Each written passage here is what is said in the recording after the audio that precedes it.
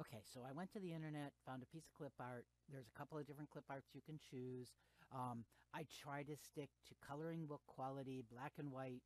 It's the easiest one to use and not too complex. The more complex I get, so for example, if I get this one and I want to use this one, it's got so many details, it does start messing up and maybe not do as quite as well. But I need to edit my design first. So, or edit the picture. So I'm just going to, in my iPhone, I can choose that picture. Pull it up. All right, so I want to get rid of all of the excess stuff. So what I can do is I can go into edit and I'm going to get rid of everything but the ghost. So I'm going to crop it, and every phone's going to be just a little bit different. So you're going to have to do this and just be very, very careful not to get any of the actual design you want. Now, be very careful when you're getting clip art. So when you're getting clip art, you want to take into account any copyright laws that may be applying to that piece of clip art, even if you're going to use it for personal use. So that's just my word of warning. I just kind of want to get that out there so that you know that. So I'm going to hit done, and I only have my piece of clip art. And what I want to do now is I'm going to actually go over to the MySewnet software. Okay, so I have all the older versions of it too, but the one I want to use is the new MySewnet one. So I'm going to go here. You want to make sure that you've gone to settings and you're actually logged in, because that's going to make all the difference in the world. So if you're not logged in, mine you can see has got my name up there at the top, so that's good. And I'm going to choose embroidery. Because I do not have the Platinum subscription any longer, I no longer have the QR code creator, but I do have Design, Monitor, and Photo Stitch. The Design does one thing, Monitor does something else. Those are something totally different. But what we're concentrating is Photo Stitch. So I'm going to click on Photo Stitch, and it's going to automatically look at what it sees in the background and ignore the mess back there. But I want to go and find a particular picture. I could actually take a photo. So if I did a drawing of my own, I could do the same thing. But I'm going to go and find a photo. And the photo I want to use is my little ghost there. Sometimes that works. Now you notice it automatically goes to scramble, and I don't like that. I want to actually, or into scatter, I want to actually go to the line art. I'm going to do line art 150. Um, Sometimes you will have to mess with this, and I'm going to try and do this left-handed, but I don't know. Here, let me do my finger. You may have to get more details. You can actually mess with this a little bit. I want about where it's at because I've got the entire ghost, and that's all good. So I'm going to say, yep, that's the one I want, but I want to make sure I don't want these eyes in here because I'm going to use my own personal eyes that I get out of my machine itself. So I'm going to go into erase. It allows me to kind of get rid of extraneous pieces and parts that might try to digitize, and like that. And I want to get rid of the face. I'm going to put my own thing in there. And so that's good. I'm going to hit my check mark. So now I have my ghost the way I want it.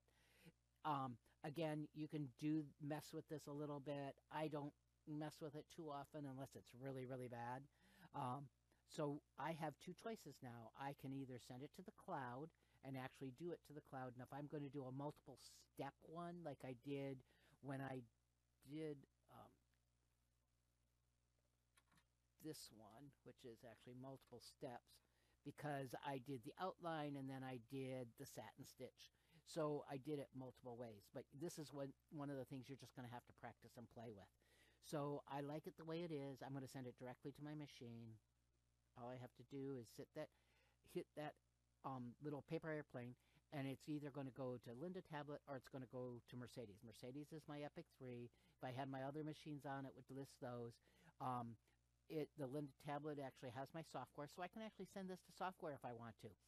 Now, I don't know what the advantage of that is, but sometimes there is. But right now, we're just going to send it to Mercedes. Design sent. If you see it, it's up there on my screen now, so I'm going to see if I can zoom back out here.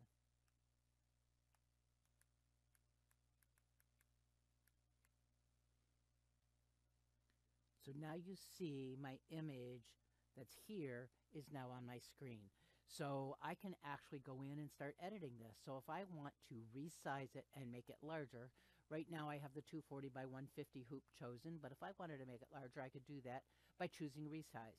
Now when you choose resize in the machine, and it doesn't matter which machine you have, if I do resize, what happens is it is going to proportionally make it larger or smaller. It doesn't let me do one side or the other. So I'm just going to drag that and make it just a little bit bigger. So it's going to almost fit my 240 by 150. I could actually come in here and do use the numbers in here if I wanted to. And I'm going to just use my check mark. Now I want to add my eyes. And all I have to do is I can go into text. And I'm going to pick on one of these. I don't know, remember which one I used yesterday. I'm going to pick on that, and I'm going to do a period. And I'm going to close my keyboard and close my text. And there's my, that's probably not the one I used, but you get the idea. And then I just go in, or I could use small designs. Small design, I could do that too, because there's some really nice little small designs. And I'm going to go in here. And I'm going to go to the small designs.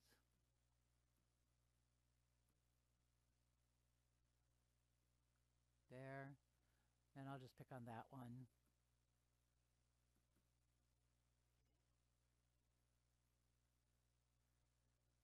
Now, you could actually mess with this one a little bit. If you go to resize, remember what I told you happens.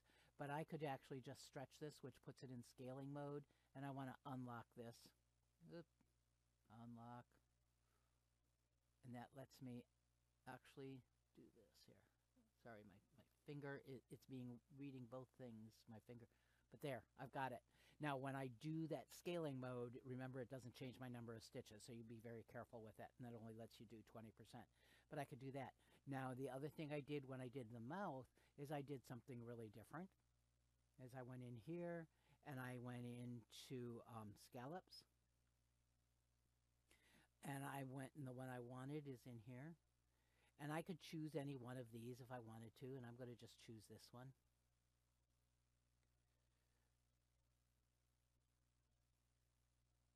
I'm going to choose to rotate it. Maybe I want it just a little bit different. Yeah, when it sees my other finger, it starts to be difficult here. But I could rotate it just a little bit. Add the second eye, duplicate it. And I want to get rid of this guy. So I need to go into layers. And I'm going to get rid of this one.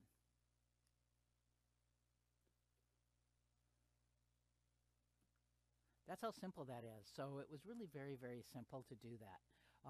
So play with it a little bit, and hopefully you'll get the idea of how it works.